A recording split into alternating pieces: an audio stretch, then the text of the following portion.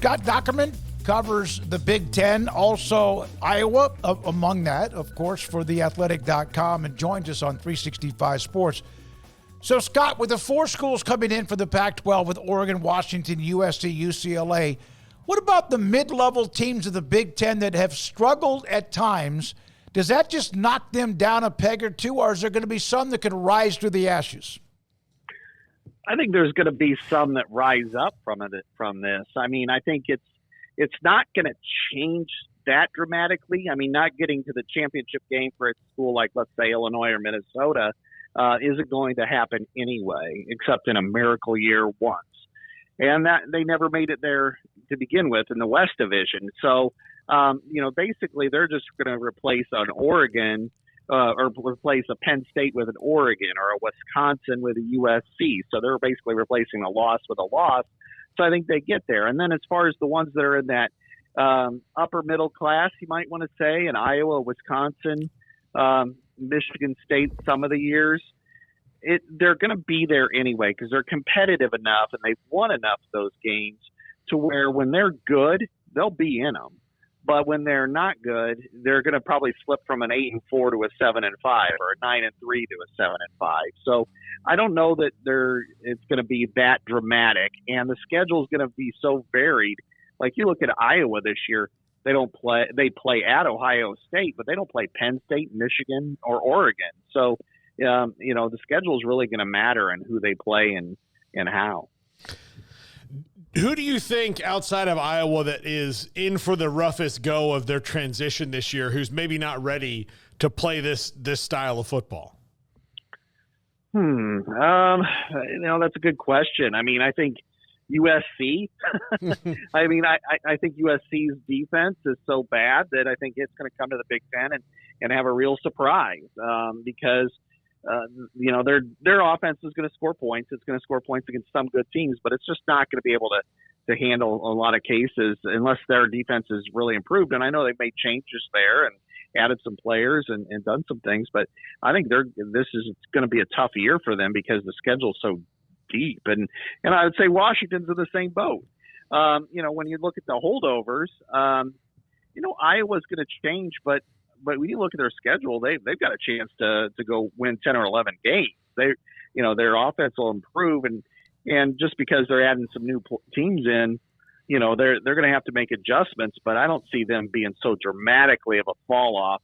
Now, getting to the championship game will be much more difficult, but winning 10, 11 games and potentially being in playoff consideration, I think will be in a similar situation as they were before. I asked this earlier in the week, or maybe even it was last week, and I remember Craig, our co-host, my son, he looked at me like, what the hell are you saying?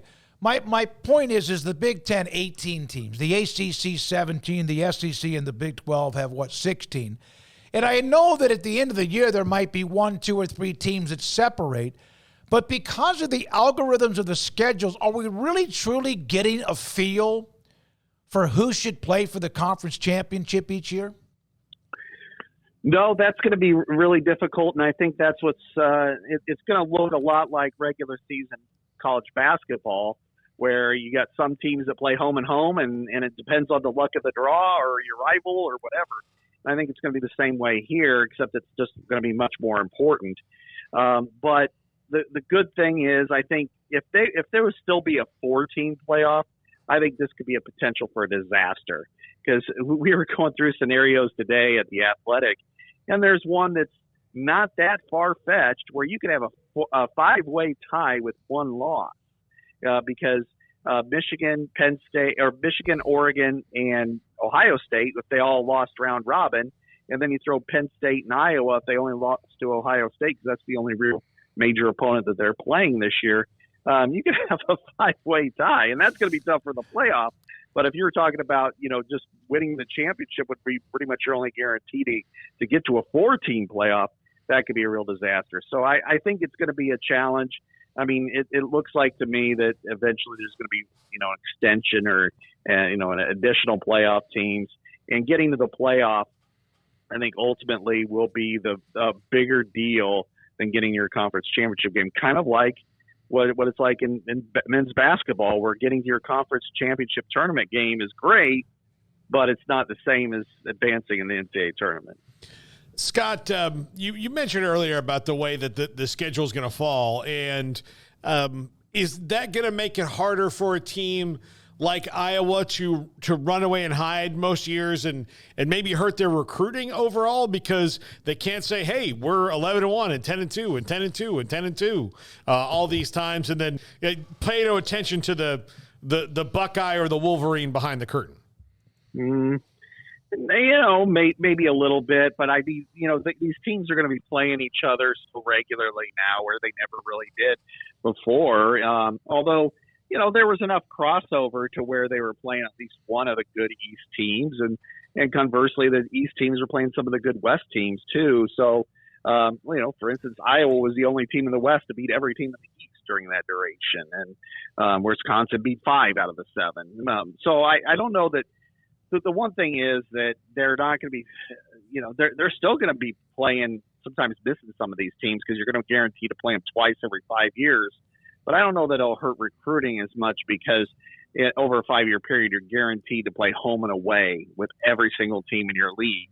And in Iowa's case, they have 3 permanent opponents. Everybody else is 2, 1, or even 0 in Penn State's case. So I don't know that it's going to be that big of a deal. It's just, but style of play, how they perform in those games, that absolutely will matter when it comes to recruiting. There's no question Rutgers is getting a lot of attention. Matt Rule, year 2 with Nebraska, is getting a lot of attention. I saw where they lost an offensive lineman, and it's always hated for him because he's been hurt like every year he's tried to play.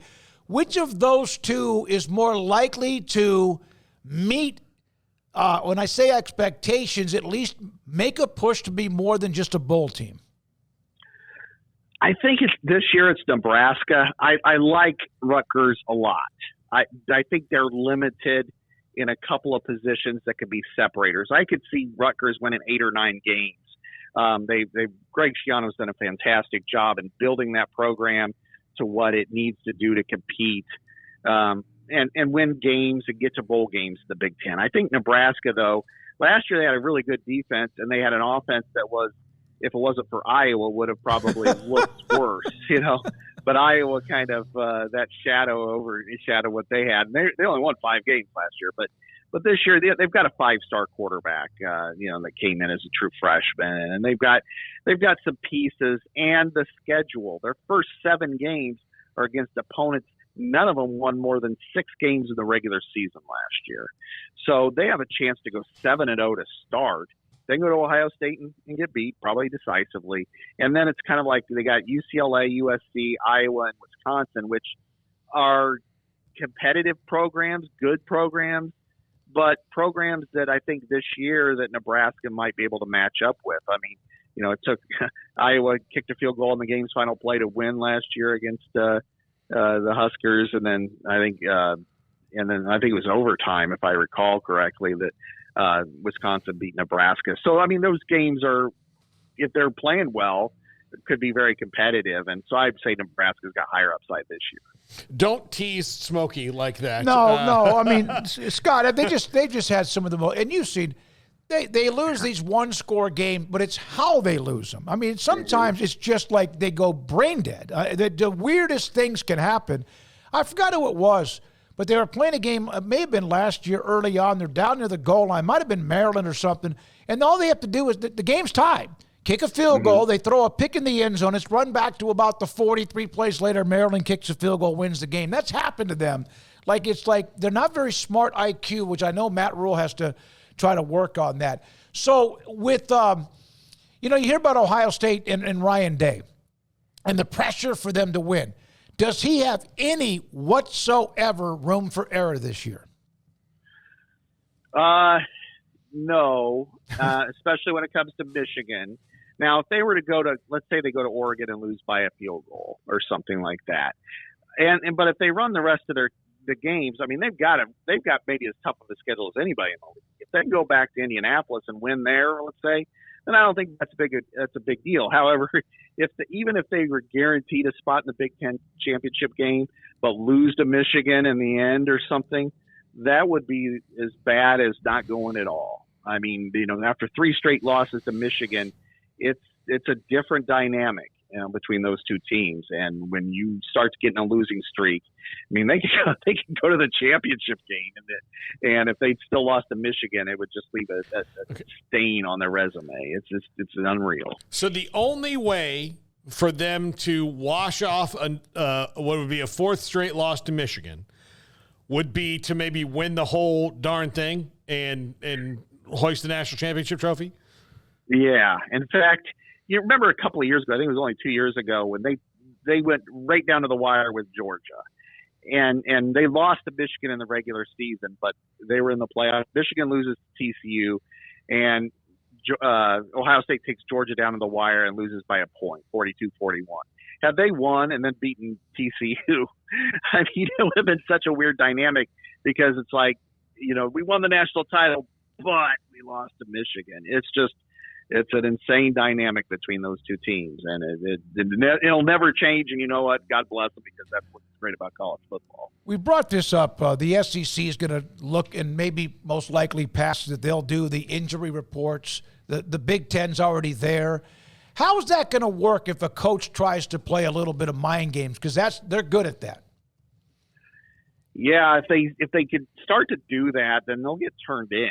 And then it'll be, they'll get reprimanded for it, and then it becomes an issue. And I know, that was significant last year about this time, because in Iowa, Iowa and Iowa State players were, accused of being involved and they were arrested for it. And in a lot of cases took plea bargains and, for a gambling situation. And so that's really what it's all prevented to do more than anything else. And so I'll be anxious to see if that continues. There were a couple of times I thought, even during basketball, where I'm like, okay, this guy's not playing, but he's not on the injury report. It's like, oh yeah, well, he got sick right, 2 hours before tip. And I'm like, yeah. So, you don't tell me that. I know want to hear it. So I think, but it's just basketball. When you're talking about football, it's a different dynamic. So I think that's something we've got to be careful about and watch very closely. Hey, thanks a lot, Scott. Keep up the great work of what you do with theathletic.com. We appreciate your time. I hope to have you on a handful of times during the season. Have a great week. Yeah, you too. Thanks so much, guys. Scott Appreciate it. Dochterman, theathletic.com. And